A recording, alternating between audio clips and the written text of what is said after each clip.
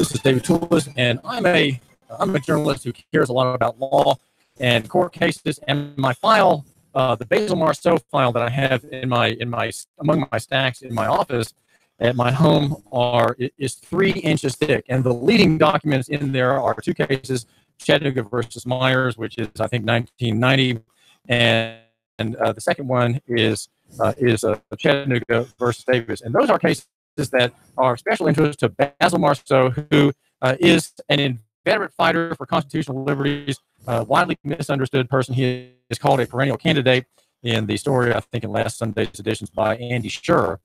And because he's missing some of his dental work that God gave him at birth, he's missing some. He sometimes doesn't speak with the greatest clarity.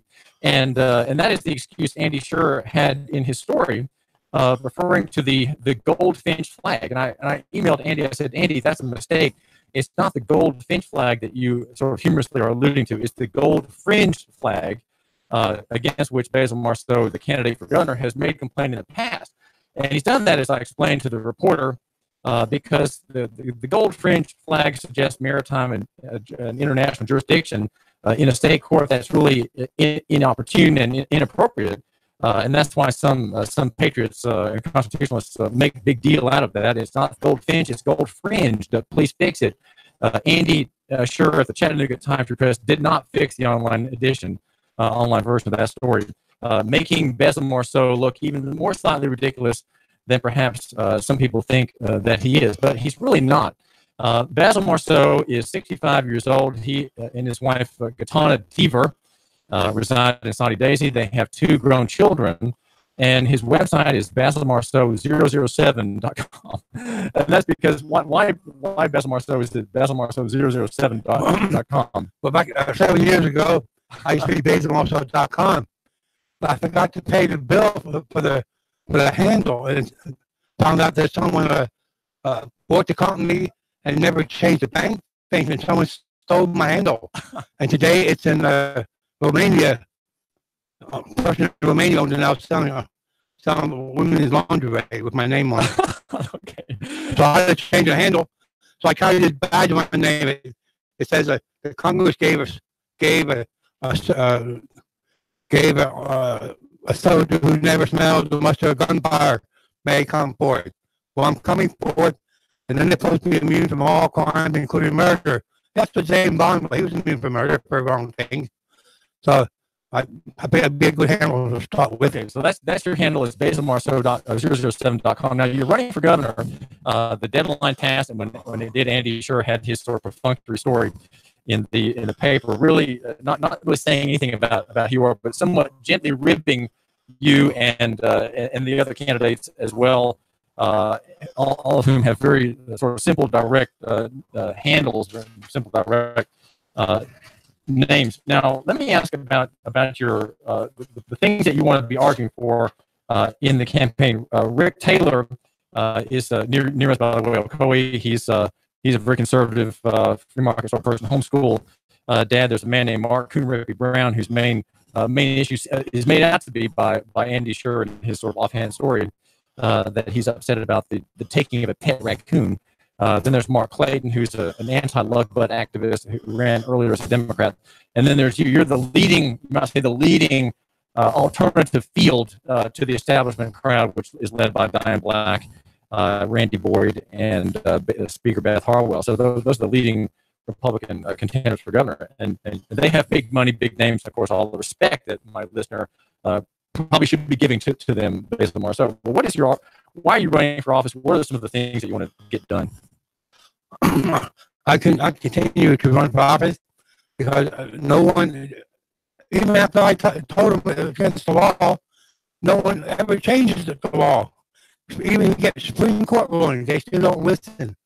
So I just keep voting, hoping one day the citizens open their eyes to the best candidate. Basil Marceaux, 007.com. Well, what is it that, what law is being rejected or ignored? Well, every time I go to higher court, I get arrested by city cops, go to city court, go to grand jury, ask how higher court can criminal court hear my case from city court. Well, the answer better be yes, but it wasn't. It was no 27 times. Said all state Tennessee is civil. They must go to circuit court where they would have a two-mouth jurisdiction, one judge of sessions, one sessions of circuit.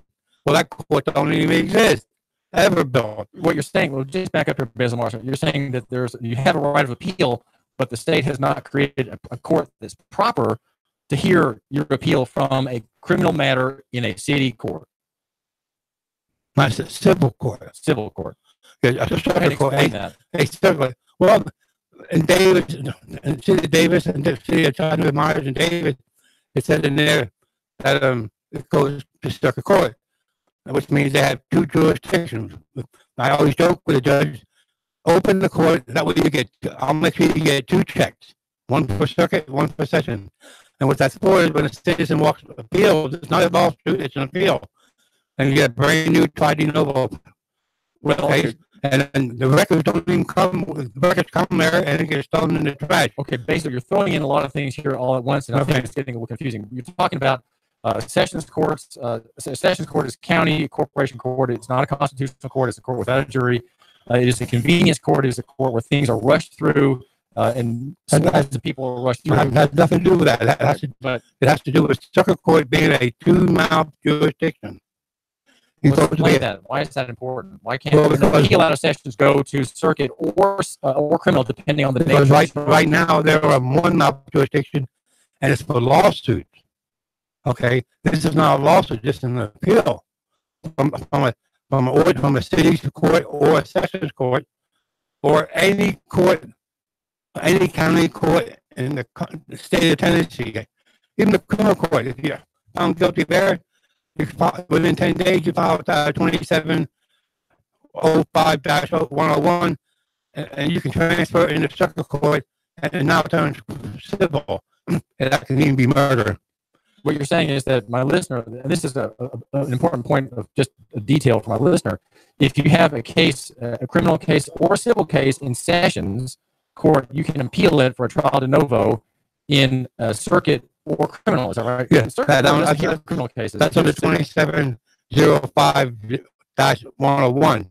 But 2704-101 says any county court after the judgment is rendered and you're not satisfied with it, you can appeal to circuit court, trial de novo. And then trial de novo, which means new trial. A new trial, not an appeal hearing. And then all the records that must be there within 10 days before your hearing, and they can't use any of it because it's a new case. Okay, so that's an important point. Again, we're kind of distracting ourselves from the issue of your being here on the David Tullis show. That's hearing about Basil Marceaux, the candidate. But he's bringing up a point I think we should just briefly explain. You can appeal for a new trial out of sessions court or out of city court if the ruling goes against you within. What do you mean criminal court?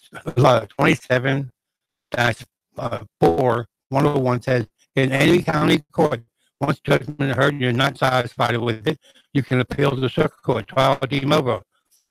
So even a criminal court case that rules in which the jury rules against you, you're saying the law allows you to appeal for a new trial in the circuit court, which is in the first 10 days. Within 10 days. That's not been done by anybody that I know of. Well, actually, I filed a post-judgment pleading, and I moved all my judgment pleading. I moved all my 20 years of arrest to circuit court. They heard it. It's on the way to appeal as we speak. But neither court listened. Well, what I found remarkable about your whole case, and this is David Tullis, and Basil Marceaux is he has some quixotic views, and maybe we'll hear some of them in his race for governor. But he's raised very important, serious objections to the way things are run. And I'm the only journalist in the whole state who's really read some of the cases that have, I must say, possessed Basil Marceaux. And we have a call. The number is 800-8949. 800-8949, and call. You're live on the air with Basil Marceaux and David Tullis. What is on your mind? Okay, well, sometimes the phone just doesn't quite pick up. Now, what's that? All right, here we are again. All right, caller, live on the air with David Tullis. Basil, great job. We need more guys like you out there fighting for the law. And, Sessions Court in Tennessee is like equivalent to the district justice in Pennsylvania. And all they are courts to get your arguments. So when you go to a real court, present evidence and lie. So I would immediately, if I could, go to the court of record or go to a jury trial.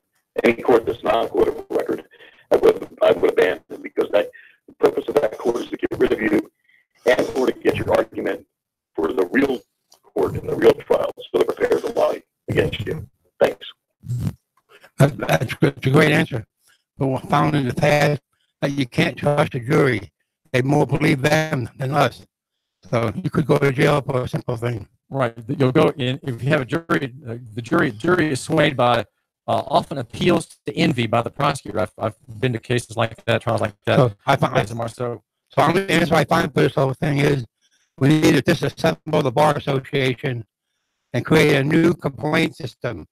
And that complaint system would be regular professional people on the board, and each one member would subpoena experts in anything like the medical field, dental field, vet field, the law field.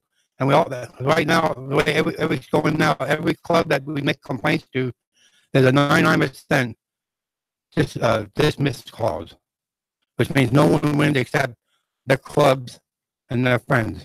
Well, you're running for governor, Basil Marceaux. Is that? Would you say that point right there, that there should be sort of a dismemberment of the Bar Association and a creation of a kind of a citizen body to oversee the operation of courts? Is that one of your planks, or is that just sort of a dream that you have? That's a guarantee if I win. What's another one of your planks or positions in your race, Basil Marceaux? I'm going to move the Tennessee state line. 200 years ago, Tennessee stole land from Georgia, Mississippi, and Alabama, and brought people with them. Today, I think that's over 100,000 people in the wrong state voting, taking our money, and also making them live in land that don't belong to them, the wrong state. Do you think people would agree that the border should be raised to the north? That would put Chattanooga in Georgia, would it not? No, they put East Ridge in Georgia, San Elmo, Lookout Mountain, San Elmo, all the way over to North Carolina, all the way over to the Mississippi River. How many feet, or how many 900 miles by 1 mile. 900 square miles. So you would move the border up northward by 1 mile. Yes, that's being put in process right now as we speak. I sent the mayor of a lot of the counties along the border, and Hamilton County mayor. I'm putting a couple signs up at the key locations like today, we're going to put one up at Moore Road, where we'll show where the new line is going to be on Moore Road that makes East Ridge. But the weird thing is, East Ridge is in Georgia, and they've been selling all their crimes to Tennessee court for 200 years, and that's a crime. If you're looking at us on YouTube, you can see the billboard behind me. If you're, of course, looking at us on Facebook, you're not going to be able to see it, but.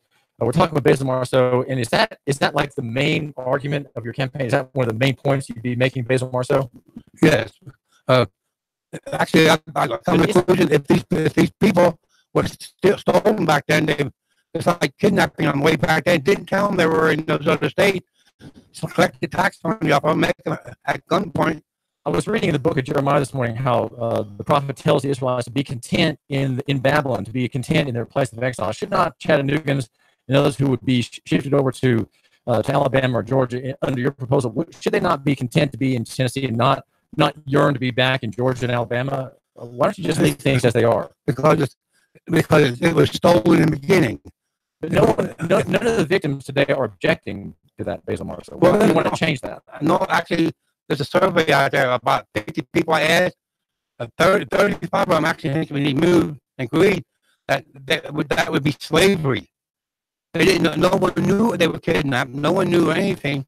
Well, I think maybe the question, the question was posed. How was the question posed in that survey to get that? I asked them if they could find out that the Tennessee border was extended 200 years ago to get water, to get people, get public buildings and tax money, and they found out that they stole the land. Do we give it back? And they said yes. Well, I think most people, if framed that way, most people would agree with you, Basil Marceaux, because the land should be restored. Because they can't arrest me, a citizen, for taking. I listened to somebody the other day. This guy arrested for stealing a cupcake and hold him down because he was hungry. But Tennessee's been stealing money at gunpoint, put him on a rotors roll, That's now the most important thing. That's voter fraud. But what really bothers me, the balance of the shift, the balance of Tennessee. If those cities were never there, they'd be in Georgia, and Tennessee would be nothing. Now, one of your life's work. I really don't want to do that, but basically, so one of your life's work has been to push back the claims of authority by police officers and sheriff's deputies against people who are on the road traveling. Explain, and the listener may have already heard that you're against roadblocks. That was one of your arguments in 2010 when you kind of earned national celebrity on YouTube with your video. That was one of your points, in no roadblocks. And I think the other one in the same area of law there is restraint upon city police officers in their function enforcing laws. What is the point? Explain those 2 points. Okay. The city officers under our state law, there are none. What do you mean by that? High court said cities are civil and they can't do any punishment. They can't enforce statute. So if they, are you saying that they can't enforce they can't do rules and procedures under Tennessee. They can only do statutes of the Congress. Wait, you lost me. I didn't catch that. They can only do. They being cities. That only do ordinances, okay, which is a penalty and not a punishment. I really actually didn't, but I have to thank my colleagues. All right, go ahead. Yes. So I believe it was Delaware versus Pooch that said the U.S. Supreme Court said no dogs, no road stop. Now, the only way they recommend it to be a road stop if they stop everyone at one time. On a roadblock. Yeah, and check everybody at one time. But they don't even know if that was really good. So in my book, no one listens to the higher court, like Solomon is saying. That's why we went over there to get him. We hung him after we found him guilty of doing it. Here, everyone's doing it. I don't know what you're saying. Are you talking about roadblocks, or are you talking about breaking the Constitution and not listening to the higher court? And the point that one reason I've been reading up on the cases you cited, Basil Marceaux, you cite them in some detail, and I've just discussed this with me in detail because I'm trying to figure out where you're right and if you're right. And that would be Chattanooga versus Davis and Chattanooga versus Myers. They say that cities are civil only, and your point there is, as governor, you would prevent cities from enforcing statute. You would effectively give law enforcement and peacekeeping for anything that's not an ordinance to the sheriff's department of each county. And you would order that as governor? Is that what you actually, the Supreme Court says the county can't come in. What does that mean? That means we're all anarchies, and I'm not really for that, but we never had it. Which means never had what? An anarchy. See, there's no. If you want an anarchy, or do we not? Well, all I know is we call 911 under the Supreme Court ruling. The cops ain't coming, only doctors and firemen. Because the sheriff can't come in now. We have to go back to the Constitution. The U.S. government's going to have to do the heavy crime stuff. It's already up there. Well, the liberty. It sounds like your position, Basil, is pivoting on actions by others that seem highly unlikely. What would you do as governor to make sure that Davis and Myers were upheld? Can you do that by executive order, or how would that be done? Well, it's not an executive order. The Supreme Court already ruled it. I just have to put it in place. I mean, so there'll be no more city cops. So city cops would be able to enforce only the ordinances and only those part of the traffic statutes that are given to it explicitly in the Tennessee Code. Yes, and I hate to say it, I may have to ask the U.S. Marshals to come forward. And there is a law I found that makes a great man, a giver of arrest people and give them U.S. Marshals by the use of innocent bystanders. But that's another story.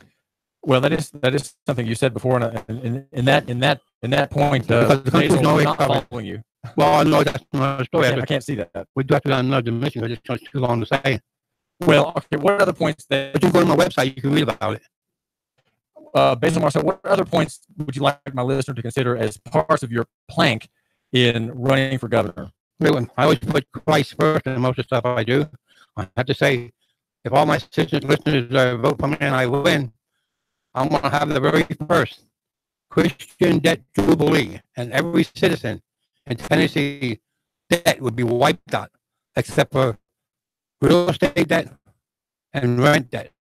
And that's what will take place every 15 years for the rest of eternity to show people outside of our state that Tennessee is a Christian state. And don't you guys ever forget it out there. And how is the evisceration of debt a Christian theory, and how would my listener benefit from that? And how would that be a right thing?